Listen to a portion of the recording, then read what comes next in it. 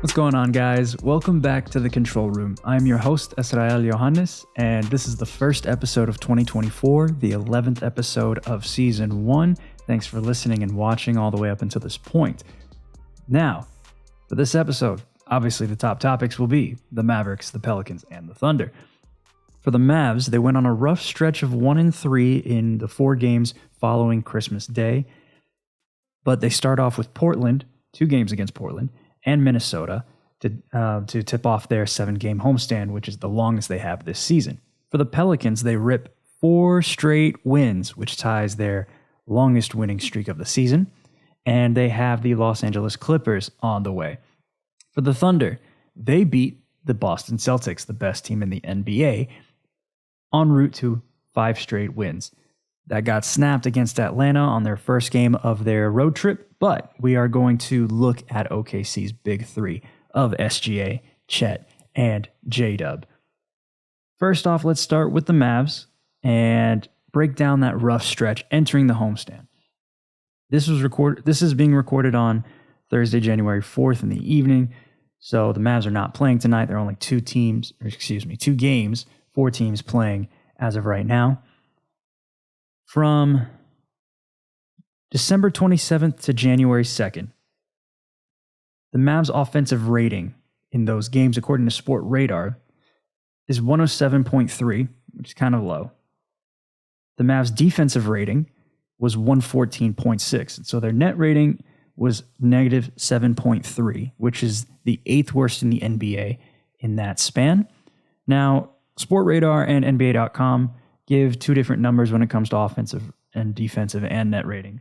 So I put both in here. Those were the Sport Radar numbers. These will be the NBA numbers.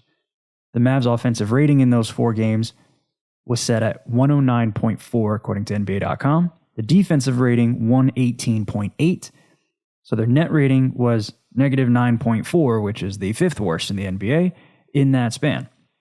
That seems more logical, just a little bit more logical, considering just how poorly those 4 games went for the Mavs.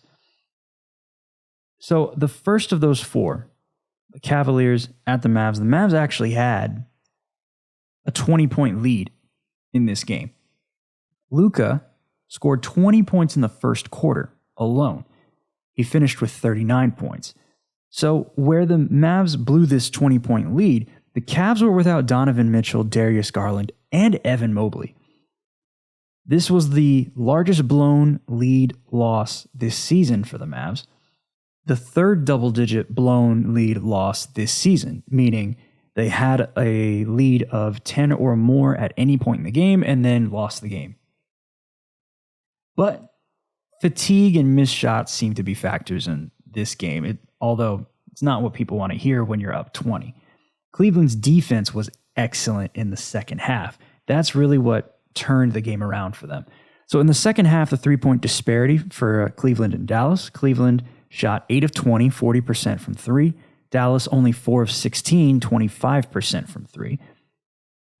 The free throw disparity was a little evident in this half as well. 11 of 15, 73.3% from the free throw line for Cleveland. For Dallas, only 5 of 9. So although they missed 4 shots on either side, 4 free throws on either side, because of the volume for Cleveland, it helped them out a little bit more compared to Dallas. And then assists, Cleveland out-assisted Dallas in the second half 16-10. Had that been in the first half, and then that continued through the rest of the game, that would have been a 32-20 advantage in assists. And you don't want to be on the wrong end of that. The bench points for Cleveland was 31 because of Karis LeVert scoring 21 in the second half. Dallas only had 8. So Karis LeVert outscored the entire Dallas bench in the second half, almost 3 times over. Turnovers were pretty even. Cleveland had 6, Dallas had 7. However, Cleveland capitalized on those turnovers by scoring 9 points off turnovers compared to Dallas's 2. And then in the fourth quarter, it got just a little bit worse. Cleveland shot 3 of 6 from 3, 50%. Dallas only shot 2 of 7, 28.6% from 3. That is not their calling card. You would say they went ice cold.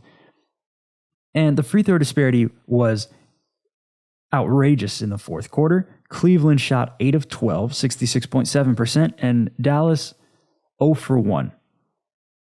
Now, there was a legitimate argument that Luka should have drawn a foul on that layup that could have gotten the game within, I believe it was 1, and there was no foul called, and so he turned around and started yelling at a ref, and then that opened the door for an outlet pass to go to one of the Cleveland players that was sitting on the wing defensively. And at that point, that's when Luka recognized, I need to start playing defense. But really, yes, the calls didn't really go the Mavs' way.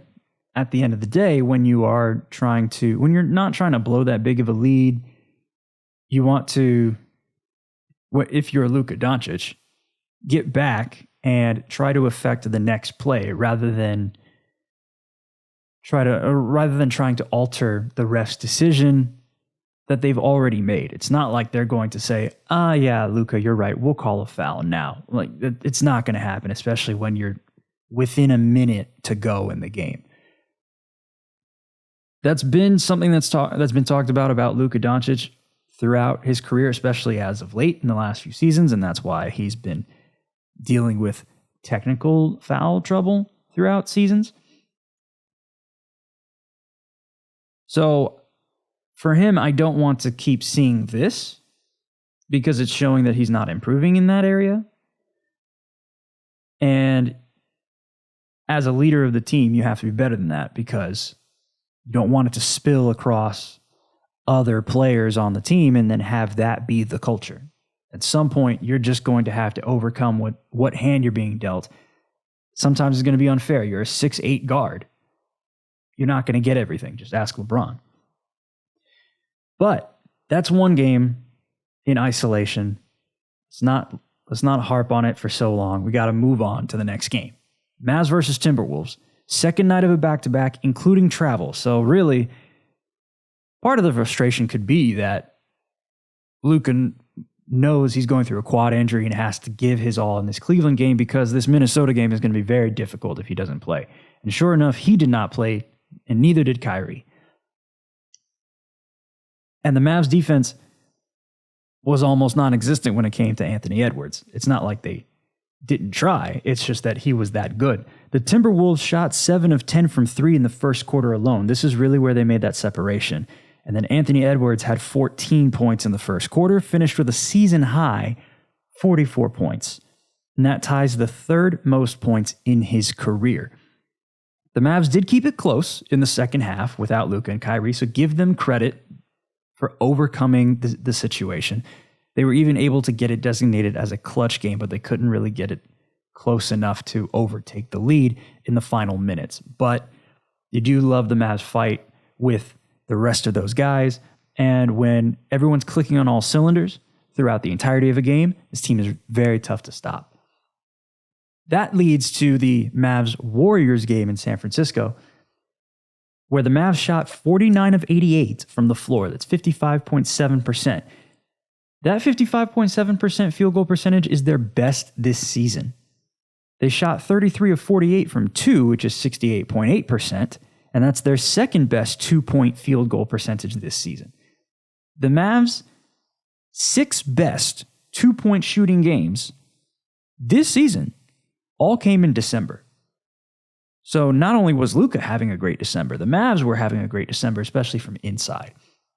From 3, they shot 16 of 40, that's 40%, at a 45.5% three-point rate, which is a little bit below their average, right around their average.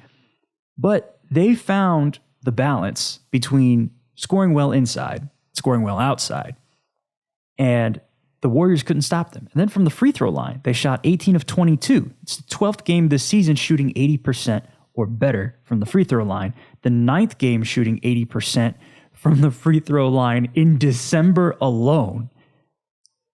So they're getting better at free throw shooting, right? Like that's been one of the caveats of this team, especially last year, considering they were one of the worst teams in free throw percentage. Despite having so many attempts, they were top 5 in free throw attempts last season, if not top 3, top 2, maybe leading the league. For them to be more efficient from the free throw line solves one of the issues that was plaguing them last year. And they can now if these percentages hold throughout the rest of the season, they can then address the next thing that may be stopping them in the miscellaneous categories and so on and so forth. So it's just good to see that they're being more efficient from the free throw line as these games have gone on. This game was also designated as a clutch game because Chris Paul hit a 26-foot three-pointer to cut the Mavs' lead to 119-114 with 2:47 remaining. However, the Warriors never got it any closer than that. As of that result, the Mavs are now 11-5 in clutch games this season. That ties the fourth best 16-game start in the clutch in franchise history since the play-by-play era started tracking in 1996-1997. Moving on to Mavs Jazz. The last time the Mavs played the Jazz, it was at home, and they blew Utah out by 50. Let's just say that didn't happen twice. Not a single Maverick scored 20 points in this game. The Mavs are now 0-3 this season when no Maverick scores 20 or more in a game. They allowed 49 of 96, which was 51%. 96 attempts is already a lot. From two, they allowed 37 of 52. That's 71.2%, which is extremely high even from inside the arc. And then from the free throw line, the Jazz shot 17 of 18. That's 94.4%. So they didn't hurt themselves at the line, for sure. The Mavs also allowed 66 paint points and are now 4-7 this season when allowing 60 or more in the paint. So that becomes another area of concern when it comes to paint defense. You got to shore up the paint so that you don't let easy buckets get right by you. But on top of all that, they allowed Jordan Clarkson to make history. Jordan Clarkson had 20 points, 10 rebounds, and 11 assists, which makes this the first regular season triple-double by a Jazz player since February 13th, 2008. It's been a long time. And, of course, it happened later in the fourth quarter. At that point, superstars weren't playing anymore. Kyrie actually returned in this game. But things started to go south for the Mavs after Dante Exum tried to come back from his injury, but he eventually sat, and then nothing seemed to work. So, yeah, it was an 87-point turnaround between those two games where the Jazz lost by 50 and then won by 37. Wasn't fun. So then, after those road games are over, that now leads into this 7-game homestand for the Mavericks. This is the longest homestand of the season, and it is tied third longest of all homestands in franchise history. So in the first game of this homestand, the Mavs have the Portland Trailblazers, and in this game, DeAndre Ayton did not play. So he has now missed 2 of 3 games against Dallas. Dante Exum also out for this game. But Luka and Kyrie, they came to play. Luka dropped 41 on 13 of 21 shooting, 61.9%. 4 of 7 from 3, 57.1%. Shot 11 of 14 from the free throw line, 78.6%. And added 6 rebounds, 5 assists, and a steal. He had 30 points in the first half. What? he had 30 in the first half again. Like, this is not his first time. This is the 7th time in his career, scoring 40 points through 3 quarters. And I know multiple times he's scored 30 and a half. I didn't look up how many times he's done it this season, but I have watched Luka drop 30 and a half. Kyrie Irving added 29 points, 10 of 19 shooting, 52.6%, 4 of 8 from 3, 50%, and 9 rebounds, 5 assists, and 2 steals. Had 22 points in the first half. This is only the 3rd time since Kyrie was traded from the Brooklyn Nets to the Dallas Mavericks back in February of 2023 that Luka and Kyrie each had 20 points in the first half. So kind of rare that this happened. Tim Hardaway Jr., the resident 6th man off the bench, scored 14 points on 5 of 10 shooting, 2 of 5 from 3 and added 3 rebounds. So to see him, he also was perfect from the free throw line, even though I think it was 2 for 2. For him to be efficient, scoring double figures, adding some bench power to the way that Luka and Kyrie are playing is a recipe for success for the Mavericks. The Mavericks as a whole shot 42 of 84, 50%, 13 of 30 from 3, 43.3%. Now, 30 three-point attempts is kind of low for a team that lives and dies by the 3, or wants to live and die by the 3. I'll get to that in a second, but first I want to mention that they shot 29 of 41 from the free throw line, 70.7%. Not exactly what we saw in the game that I mentioned prior, where they shot over 80%. So this is one of those games where it's like, maybe it didn't really matter that much, but I want to see consistency from the free throw line. I do. It matters, especially as we get closer to the end of the season and into the playoffs. Now, the 33-point attempts on 84 field goal attempts registered their three-point rate at a season low of 35.7%. That's like Chicago Bulls territory. We don't see the Mavericks shoot that few three-pointers without good reason. However, there was good reason, because DeAndre Ayton was not on the floor. Just like the last time they played Portland, the paint was pretty much open to attack. So they scored 52 paint points. 32 of them came in the first half, which ties the third most in any half this season. The Mavs are 13-4 this season when scoring 50 or more paint points in a game. Recipe for success. It's like I say this every week, but I digress. Moving on to fast break points, they scored 28 fast break points. That's the third most this season. And the Mavs are 12-4 this season, 12-4, when scoring 15 or more fast break points. They also scored 27 points off turnovers. Now, let's say they forced a turnover, grabbed the ball, chucked it up the court, and then scored a layup. That would register as 2 fast break points and 2 points off turnovers on the same possession. It's not exactly, it doesn't mean that the 28 fast break points were separate from the 27 points off turnovers. However, having large numbers in those categories will spell success for the Mavericks more so than defeat.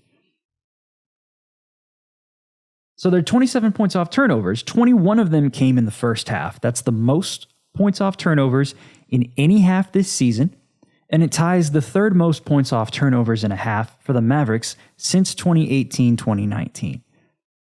And when the Mavs scored 20 or more points off turnovers in any half since 2018 and 2019, they're 8-2. 8-2. So just something to look out for. And the reason why I say it's something to look out for, one, obviously you want to replicate it, but you can't do that with every team. It's because they have a rematch with Portland on Friday. And if DeAndre Ayton isn't available to play, well, this is going to be the same recipe, isn't it? You just attack the paint, take advantage. You don't need to shoot as many threes. Maybe be more efficient from the free throw line. You get another blowout. And what better way to start a homestand than to have 2 straight wins, right? So, yes, this was a successful game for the Mavs. They did win this game by a lot, by 29. And now they'll play Portland again on Friday. And following that will be Minnesota, who they lost by 8-2 without Luka and Kyrie. However, without Derek Lively II, you're going to have to find other ways to limit Rudy Gobert, potentially get him in foul trouble. It's difficult trying to get him in the pick and roll when you have Anthony Edwards and Karl Anthony Towns and Rudy Gobert and Naz Reid and Kyle Anderson. It's very difficult to single out Rudy and get him one-on-one in the pick and roll. But if they can draw more fouls on Rudy Gobert, as the Pelicans did in their matchup, which I will get into in the next segment, that may open the door for the Mavs to counteract what Anthony Edwards is doing to them on Minnesota's offensive end, as well as limiting Karl Anthony Towns, because if they both go off, you're kind of in trouble. But that's for another day. So we will transition to the Pelicans and the Thunder and break down their Week 10s. That's coming up next.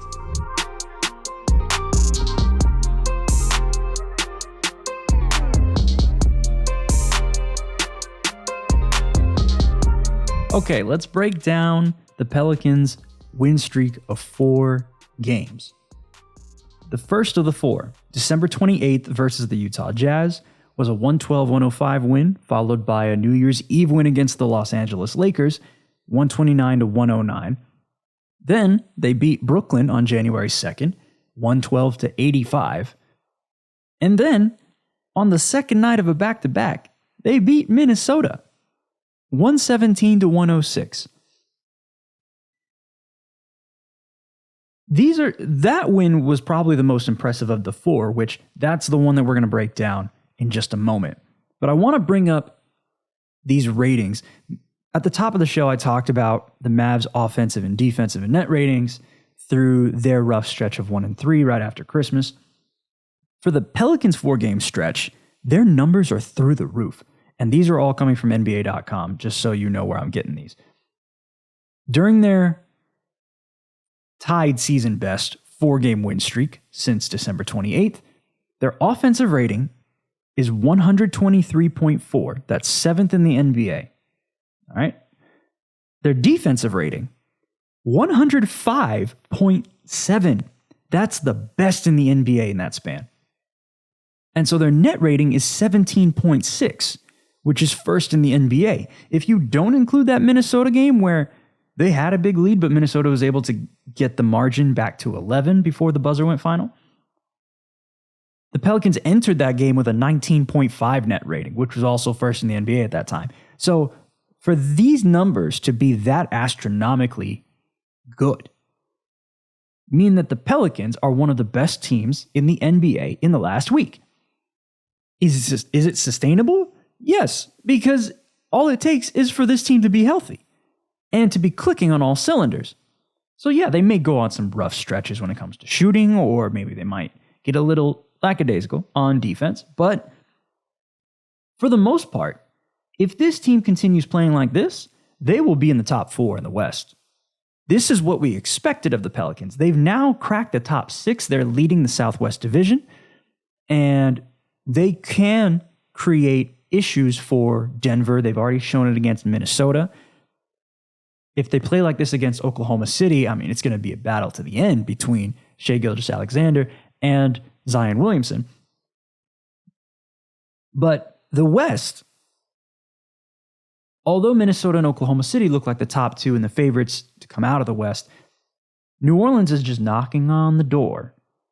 Of course, the Clippers have something to say about that, but the Pelicans are knocking on the door as long as they keep this going. And this time last year, Zion hurt his hamstring and then was out the rest of the season. The fact that he's still on the court, playing well, and positively impacting his team means that if he can sustain this all the way through, we're about to see a Pels team we've never seen before. So let's break down this very impressive win at Minnesota on January 3rd. It was the second night of a back-to-back, and I want to give a little bit more detail as to how travel affected this. Because they had played at home against Brooklyn, they had to fly from New Orleans to Minnesota, and they didn't land until 3 in the morning. Now, when we do these shows, especially Pelicans Live in the pregame, we do talk to Antonio Daniels and Jen Hale, and they fly with the team. They're in the arenas that the Pelicans play at. So they are also dealing with the same travel issues that the Pelicans do. So finding out that they didn't land in Minneapolis until 3 a.m. meant that all those players are probably rocked out of their routine. Somehow they found a way to limit Rudy Gobert with foul trouble, because he ended up with 4 fouls in this game, and that got canceled out because of Jonas Valanciunas' 5 fouls. So without big men playing a factor in this game, that then led to Karl Anthony Towns trying to come up for the lack of Rudy Gobert's production. And we ran a graphic on Pelicans Live in the post-game showing Karl Anthony Towns' first 2 games against the Pelicans and then his last 2 games against the Pelicans. They've now evened up the season series at 2-2. Noticeably, Zion did not play in those first 2 games, but he played in the last 2. So Karl Anthony Towns in the first 2 games against the Pelicans this season scored a total of 52 points, a total of 19 of 23 shooting from the floor, and 6 of 7 from 3. But in the last 2 games, right, compare those 2 versus these 2, 39 points on 13 of 30 shooting, 1 of 7 from 3. Obviously, the Pelicans defense stepped up, and Zion being on the floor created an impact for sure. Anthony Edwards still plays like Anthony Edwards. He had 35 points on 11 of 22 shooting, 50%, 4 of 7 from 3, 57.1%, 9 of 10 from the free throw line. Yes, math says that's 90%. And then 4 rebounds and 5 assists. So although Anthony Edwards was able to keep his hot scoring going, being able to limit Karl Anthony Towns and Rudy Gobert played a big factor in the Pelicans getting out in front and pulling off a win that maybe not a lot of people saw coming. One thing that we mention from time to time is how well the James Borrego offense moves the ball. In this game, the Pelicans had 30 assists, which is the 3rd most assists by a Timberwolves opponent this season. Why does that matter? Teams are 3-0 this season against the Timberwolves when recording 30 or more assists. So that might be another recipe for success. If you can move the ball against this Timberwolves team, you have a better shot at winning. Because 25, 27, that's actually not going to get it done. The Timberwolves have won games. They actually beat the Mavericks in this most recent game when the Mavs had 29 assists, which is actually kind of high for the Mavericks. So if you can crack 30, then that helps you out more so than if you had less. So let's say you got to 27. If you, as a team, record 27 or more assists, then those teams are 6-6 this season against the Timberwolves. And the reason I say 27 assists is because the NBA average for assists per game is 26.4. Now, when I bring up assists for the Pelicans, why it started becoming more of a talking point? Of course, the more that you work with the talent, the more you recognize their tendencies. And if you know their backgrounds, then you realize where they're coming from and how they're able to break down the game. And so I want to mention briefly how Madison Hawk, our Pelicans Live analyst, likes to bring up assists, especially on the final stats, right? So when she played in college, she was a D1 guard. And so as a guard, naturally, you're thinking of facilitating the ball. And she knows that the ball moves faster than any player. She's lived it. So when you have that many assists, when the ball is moving, when you're getting more open shots, that leads to a more successful offense. And by Willie Green establishing James Borrego as the man who's creating this offensive system that's revolutionizing the Pelicans, if that's one of the main points that gets through to the team, you need to assist the ball more, meaning you got to pass the ball more, then that's going to be reflected in the assist numbers. Obviously, assists are only recorded when a field goal is made off of a pass. So the more of those that you have, the more that you're showing the team is really sharing the ball and it's less isolation heavy, which would be, in Zion's case, if he were to take the ball from all the way up the court and then hang on to it the whole time, just go downhill, that would be more of an isolation play, which can be appropriate at times. But the team as a whole is more successful when they move the ball around. So as I was building the final stats for this show, I had an operator with me, and as I was going through the categories that I wanted with him, that's when it started to click in my head, because I actually did not talk to Madison about putting assists on the final stats. I didn't talk to my producer about putting assists on the final stats. It just came to me after I had worked with Madison for this many games that, considering the Pelicans have as many assists as they do, and knowing that it's one of the talking points that she will harp on because it's very important for the success of the Pelicans, that's when it started to click for me. where I'm like, you know what? Let's just put assists on there and then see where it goes. Because if I put it there, I know she'll talk about it. I put it there, we put it there, and she talked about it, and it led to another package where we showed how well the Pelicans were moving the ball. And of course, the stats that I brought up about them recording 30 assists and how successful teams are when you have 30 assists against the Timberwolves, it all plays a part in a cohesive show. And the more that I work with people like Madison, the more that I work with the talent that we have across all our teams, the easier it'll be for me to pick up on those tendencies, and then I can actually display it in a way that is even more comfortable for them so that they can make analysis in ways that I haven't heard before, which is honestly the things that I want to hear. So, for the Pelicans, who do they have next? They have the hot LA Clippers. James Harden is showing he's a system. It's going to be difficult to stop this train, especially if they're clicking on all cylinders as they have. The Thunder found a way to stop them. However, it's going to take all of the Pelicans to take down James Harden and Kawhi Leonard and Paul George and Russell Westbrook and the rest of that crew. They are up to the challenge, especially because the game will be at the Smoothie King Center in New Orleans before the Pelicans go back on the road. Now, let's transition to the Oklahoma City Thunder. The Thunder went on a 5-game win streak. They did lose in Atlanta, and that happened to be the longest active win streak entering January 3rd.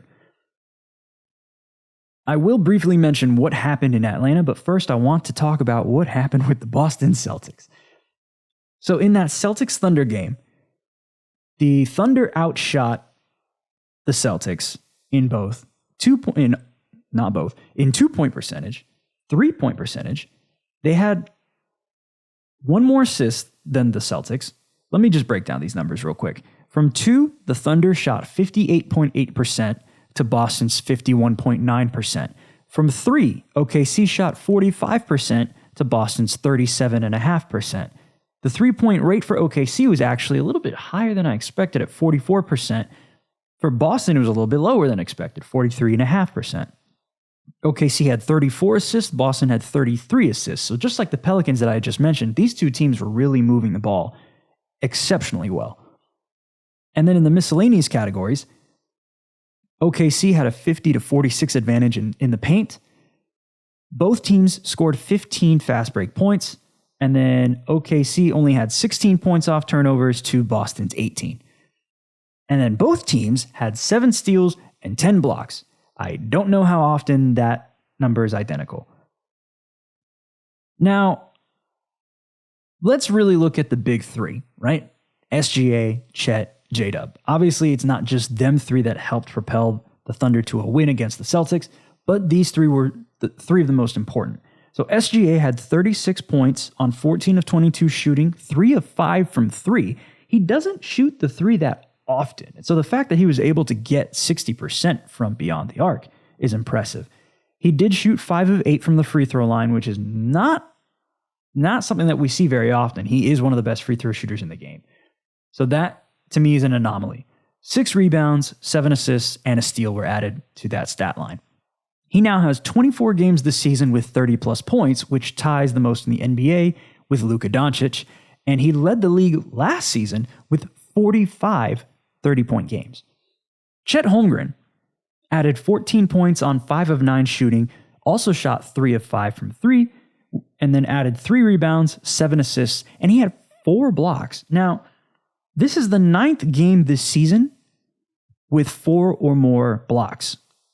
That ties the 4th most in the NBA across all players, and it's 2nd most among rookies behind only Victor Wembanyama. J-Dub, Jalen Williams, scored 16 points on 6 of 9 shooting, 2 of 2 from 3, added 3 steals and 2 blocks, and he has still scored in double figures in all but one game he's played this season. He missed 3 due to injury, scored 5 points in one game, and outside of that, he scored at least 10. This kid is unstoppable. I think he should be the front runner for most improved player of the year. That to me I don't know who else can be ahead of him as of right now. Obviously, we'll let the players dictate that as the season goes along. But he is my front runner for MIP. Now, I do want to bring up two other players. One of them, I'm going to acknowledge something. So Josh Giddey, of course, we know about the investigation. There's a reason that people in the media aren't talking about it as much, and it's because it hasn't been closed. That investigation is not closed, and so all the facts are not laid out. And if a journalist were to speak out on it early and then find out they were wrong, well, that's very hard to walk back because they've already said something about it on record without getting all of the facts. So the journalistic integrity side of it all is that they have to, as a journalist, wait for everything to finish, then speak on it. And for us, that's what we have to do as well, especially because the Thunder are still playing him. So with that being known, let's look at how he played on Tuesday against the Celtics. He scored a season-high 23 points on 8 of 14 shooting, 4 of 7 from 3, with 8 rebounds and 6 assists. And Isaiah Joe also scored 10 points on 4 of 5 shooting, 2 of 3 from 3, with 3 rebounds. Now, before I move on to how the Thunder played against Atlanta, I will mention, yes, with the Giddey investigation, it does seem a little odd. Not a little, it does seem very odd.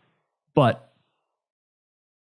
the most comments that will be made after the investigation is over, because that's when everything is going to be set in stone. We know the situation, but that just can't be addressed now as journalists. So let's move on to the game against the Atlanta Hawks. The Thunder arrived in Atlanta at 4 a.m. and then played the Hawks on the second night of a back-to-back. And somehow they almost overcame a 21-point deficit. Isaiah Joe happened to miss a left corner three that would have tied the game and send it to overtime. OKC still shot surprisingly well, with 54.9% shooting from the floor, 58.2% from 2, 50% from 3, and they scored 29 fast break points. I don't care how young you are. I don't know how you're able to, when you're stuck to a routine, how you're able to land in a city at 4 a.m., have to play later that night, and still score this many points on the fast break. That, to me, is impressive. So shout out to those guys for almost stealing one in Atlanta.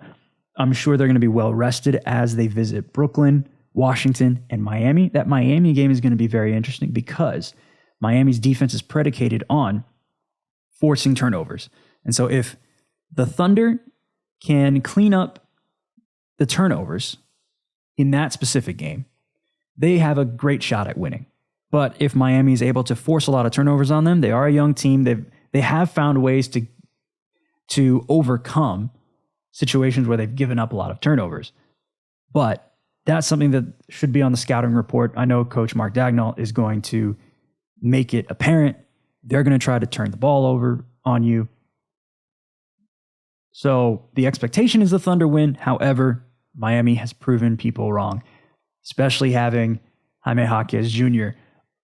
as one of the best rookies in the NBA, being one of the leaders of that squad. So, before we move on to the next segment, I do want to bring up, since we are talking SGA in this segment, and Chet Holmgren. Shai Gilgeous-Alexander won December Player of the Month for the Western Conference, and Chet Holmgren won December Rookie of the Month in the Western Conference. So congratulations to those two players.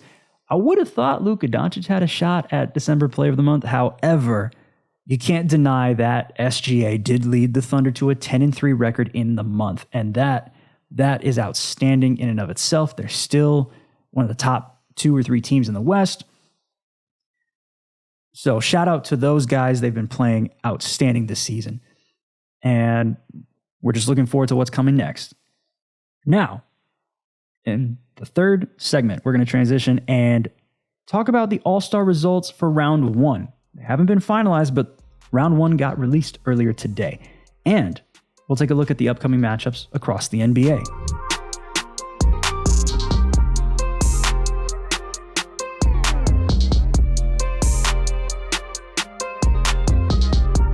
Let's talk about the All-Star voting results for round 1.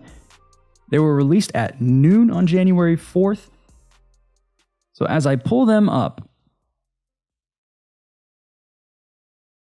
on the Western Conference front court, we have leading the way, LeBron James, and in the Eastern Conference, Giannis Antetokounmpo. Those two lead all players, Giannis at 1, LeBron at 2. So in the Western front court, we have LeBron James, Kevin Durant, Nikola Jokic, Anthony Davis, Kawhi Leonard, Paul George, Alperen Şengün, Victor Wembanyama, Chet Holmgren, and Karl Anthony Towns. Then for the guards, Luka Doncic leads the way, followed by Stephen Curry, Shai Gilgeous-Alexander, James Harden, Kyrie Irving, Anthony Edwards, Ja Morant, De'Aaron Fox, Klay Thompson, and Austin Reeves. Then in the Eastern Conference front court, as I said, Giannis Antetokounmpo leads the way. Joel Embiid is right behind him. Then Jason Tatum, Jimmy Butler, Jaylen Brown, Bam Adebayo, Mikal Bridges, Kristaps Porzingis, Kyle Kuzma, and Paolo Banchero. And then the Eastern guards, Tyrese Halliburton leads the way, followed by Damian Lillard, Trae Young, Donovan Mitchell, Tyrese Maxey, Jalen Brunson, LaMelo Ball, who's still hurt right now, Derek White, DeMar DeRozan, and Drew Holiday. All right, so the fans are only able to vote for top 5. They don't get to vote for all 12. But they account for 50% of the vote for the starters, and then NBA media gets 25%, and then the NBA players get another 25% of that share of the vote. So continue voting on NBA.com. Obviously, the NBA did not ask me to say this, but that is the return of the first fan ballot, I guess. Round 2 will be released on January 11th, according to the NBA. And as we get closer to the deadline of voting, we will find out who ends up getting these coveted spots. So, just keep voting, all right? Some news around sports broadcasting. ESPN has reached an 8-year, $920 million deal with NCAA women's basketball. So, women's basketball is alive and well. That agreement is going to continue. It has been. Those tournaments have been on ESPN and ABC. So, nothing is going to change on that side of basketball. It's just another update to, let the public know, okay, this is where that deal is valued at. Now, next week, we will recap week 11. As we do every week, we'll do this great recap. And then we're going to try to look at what's coming up after that. So, before we go, let's talk about the Dallas Cowboys. Briefly. They defeated Detroit. And next they visit the Commanders. There's a lot of talk about how the 2-point conversion that didn't end up happening altered the game, although there are even more fans, especially on the Cowboys side, talking about a phantom tripping call that went on Hendershot instead of Aiden Hutchinson that allowed Detroit to have the ball in the first place. Even if that were let go, I think Shannon Sharp said it best on his Nightcap podcast with Chad Ochocinco. Even if the refs knew, even if Brad Allen knew that Taylor Decker was eligible, the way that the Detroit Lions lined up, there was a receiver covering Decker, and therefore that made the formation illegal. And so if it were illegal, a flag was supposed to be thrown of illegal formation as well as illegal touching. However, they only threw a flag for illegal touching. Now, this is what Sharp said.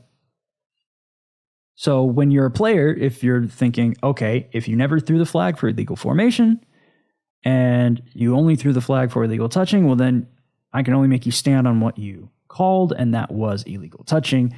And there's this whole fiasco with how do we report to referees who aren't even paying attention to us? Because, I mean, let's be honest, Brad Allen did not pay attention to Taylor Decker as he was trying to say, I'm eligible, because you got 3 linemen trying to deceive the defense. And they ended up deceiving Brad Allen. I feel bad for whichever team has to deal with that crew in Week 18, because that's not going to be fun, especially if it's an important game. But word is that crew is not going to be refereeing a playoff game, which we don't need a situation like Raiders-Bengals from a few years back. Anyway, for the Cowboys, what this means is that they have the 2 seed if they can beat Washington. If they lose, it's all on the Philadelphia Eagles to lose to the New York Giants. Why would we want to put it in the New York Giants' hands? That's beyond me. They've already let us down a couple of times, not only in years past, but when they've played us for a division title. So the best thing for the Cowboys to do is to just take care of business. Beat the Commanders. Let it all be done. Get the 2 seed. Play whoever's at 7, whether it's Green Bay, whether it's the Rams, whether it's who knows who's going to Seattle. Who knows who's going to fill in that spot. But that's the Week 18 objective for the Dallas Cowboys. Now, let's talk about this NBA schedule. As of recording, there are only 2 games happening on Thursday, January 4th. That's the Milwaukee Bucks and the San Antonio Spurs. Giannis Antetokounmpo against Victor Wembanyama, 7:30 p.m. Eastern, 6:30 p.m. Central on TNT. By the time you are listening or watching this show, that game will have already been final. Following that game, the Denver Nuggets and the Golden State Warriors are facing off at 10 p.m. Eastern, 9 p.m. Central on TNT. If you end up listening to this on Friday, yes, that game will also be final. However, on Friday, January 5th, the New York Knicks and the Philadelphia 76ers play at 7:30 p.m. Eastern, 6:30 p.m. Central on ESPN. And then the Grizzlies and the Lakers will play at 10 p.m. Eastern, 9 p.m. Central on ESPN. And so watching Jalen Brunson against Joel Embiid, Julius Randle, Tyrese Maxey, I mean, that's going to be a fun matchup. And then, of course, Ja Morant against LeBron James. The Lakers are in trouble offensively right now. So I don't know if they'll get this one, even if it's at home. Across local television, Friday, January 5th, the LA Clippers will visit the New Orleans Pelicans at 8/7 Central on Bally Sports SoCal and Bally Sports New Orleans. And the Portland Trail Blazers will play the second of 2 games against the Mavericks at 8:30, 7:30 Central on Root Sports and Bally Sports Southwest. And then on Sunday, January 7th, the New Orleans Pelicans will play the Sacramento Kings at 6/5 Central on Bally Sports New Orleans and NBC Sports California. And then the Minnesota Timberwolves will play the Dallas Mavericks 7:30, 6:30 Central on Bally Sports North and Bally Sports Southwest. So thank you for listening and watching through 2023 and into 2024. Have a great Week 18. I hope all of you had a Happy New Year as well. And I will see you next week. That does it for me. This has been The Control Room. I'm your host, Esrael Yohannes, signing off.